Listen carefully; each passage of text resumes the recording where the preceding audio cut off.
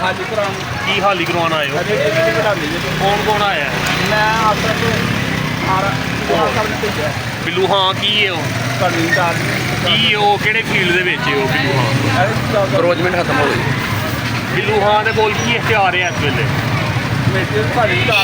In charge तो है वो कोल इख्तियार की है बिल्लू हाँ दे कोल इस वेले कोई इख्तियार है बिल्लू हाँ दे कोल कि बिल्लू हाँ आके इंक्रूजमेंट हाली करवाए? हाँ पैरा फोर्स वाले ने ਤੁਹਾਨੂੰ ਨਾਲ ਰੱਖਿਆ ਕਿਹਨਾਂ ਰੱਖਿਆ?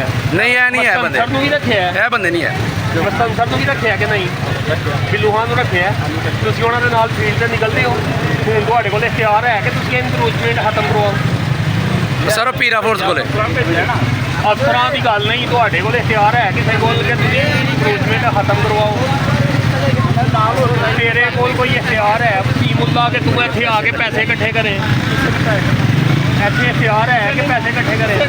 ਅੱਜ ਸੰਡੇ ਵੇ ਇਤਵਾਰ ਵਾਲੇ ਦਿਨ ਤੇਰੀ ਛੁੱਟੀ ਦਾ ਦਿਨ ਹੈ ਕਿ ਇੱਕ ਮਿੰਟ ਛੁੱਟੀ ਦਾ ਦਿਨ ਠੀਕ ਹੈ ਇਹ ਛੁੱਟੀ ਦੇ ਦਿਨ ਦੇ ਉੱਤੇ ਤੇਰੀ ਡਿਊਟੀ ਕਿਸੇ ਨੇ ਹਸੂਸੀ ਤੌਰ ਤੇ ਲਾਈ ਹੈ ਕਿ ਮਾਨ ਸਾਹਿਬ ਜਾ ਕੇ ਪੈਸੇ ਇਕੱਠੇ ਕਰਦੇ ਨੇ? ਕਿਹਦੇ ਅਫਸਰ ਨੇ ਕਿਹਾ? ਜੋ ਕੁਝ ਵੀ ਕਰ ਰਹੇ ਹੋ ਤੁਹਾਡੇ ਤੇ ਮਹਿਕਮਾ ਕਾਫ ਵਾਲਿਆਂ ਨੂੰ ਕੰਪਲੇਨ ਕਰਨੇ ਆ ਤੁਹਾਡੀ ਕਿ ਤੁਹਾਡੇ ਤੇ FIR ਕਟਵਾਉਂਦੇ ਆ ਜੇ ਅਗਰ ਤੁਸੀਂ ਕਿਸੇ ਕੋਲੋਂ ਪੈਸੇ ਲਏ ਨੇ ਤਾਂ ਤੁਸੀਂ ਦੱਸੋ